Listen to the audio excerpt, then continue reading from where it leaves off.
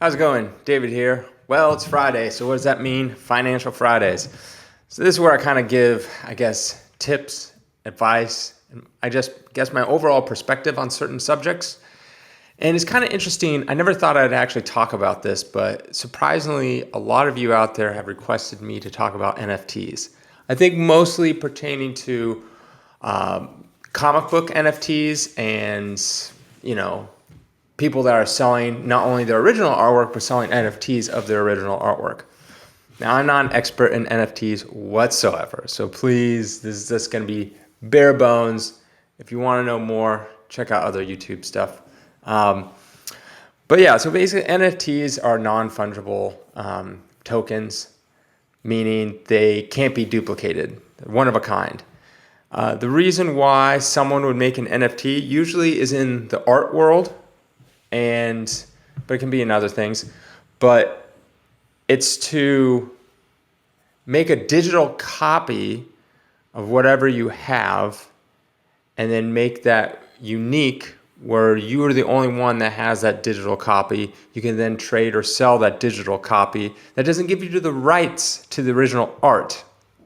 But the thing is, this kind of thinking has been around in the music industry for decades. In the music industry, when I make a song, right, I own the masters. There's the writing, which I'll say I write the songs, but then let's say I make the songs. As in I pay and I go and record it. Maybe I have other musicians record the drums or something I can't do.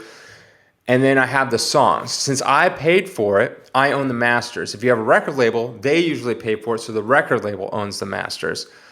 So basically, I have the digital masters, which is almost very similar to the NFTs. They can't be duplicated. They can't be transferred, anything like that. I can sell my masters or I can license my masters, which is what most people do. Michael Jackson bought basically the masters for the Beatles songs back in the day. So for example, I had one of my songs put on a movie trailer. Well, they don't buy the masters from me. What they do is they license the masters. I give them basically a token. It's very similar to a token that's registered with ASCAP or a bunch of these companies that basically they make sure that no one's stealing anyone's music. There's tons of them. And they register with that, but it's a unique token of my actual thing that's licensed for them, and they can use it however our contract is worked out to be, and then they pay me for it. And then they have it forever, but they have a token of my song. They don't actually own the song.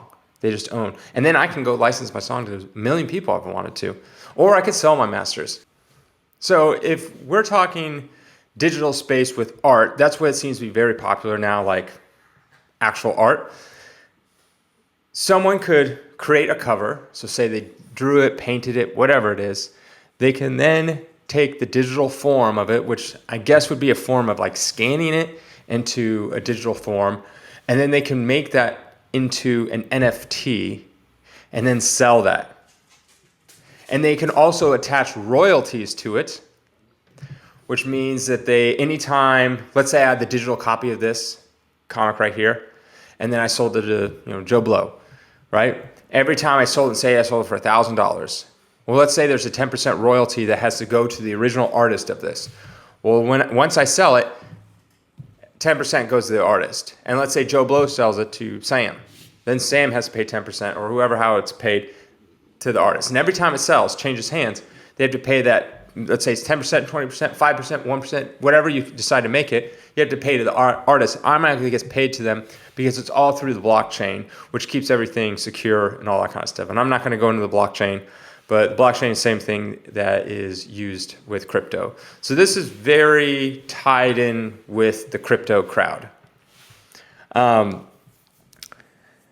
downsides to NFT is there's a bunch, because in order to make, say, an NFT or a masters of music, you have to have the actual song recordings. Kind of like if I wanted to make a digital copy of this, I would have to have the original art to this. But once it's made, you have to pretty much immediately turn it into an NFT. For example, let's take The Last Supper by, is it Leonardo da Vinci that did The Last Supper, painted it? I can't remember. There's been so many people that have probably digitized that over the years, right?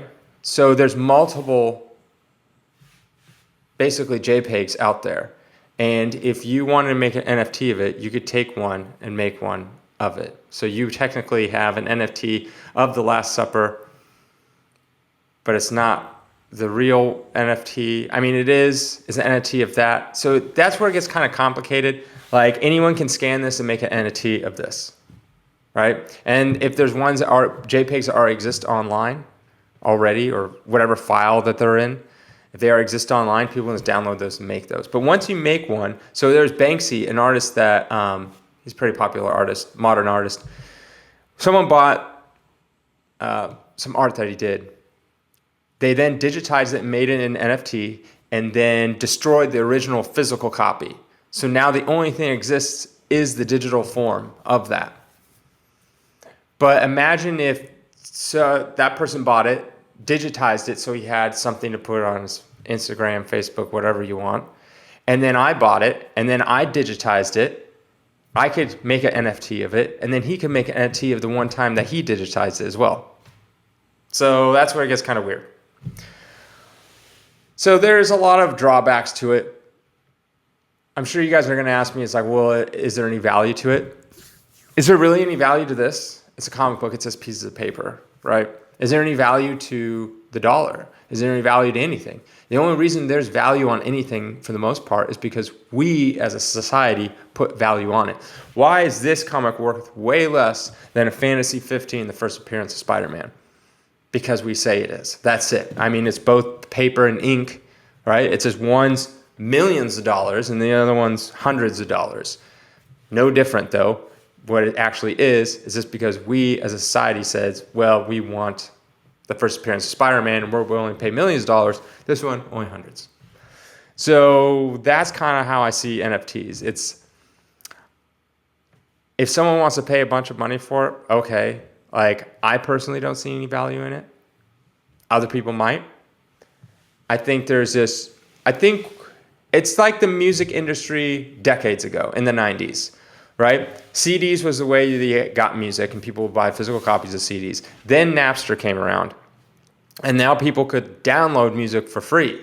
And then record labels tried to sue everyone. It took probably 10, 20 years for the music industry to figure out what to do with music in the digital age. And now we have Spotify and Apple Music, which is streaming. So now the artists still get paid through streaming. The record labels still get paid for streaming. And everyone can just have it at their fingertips.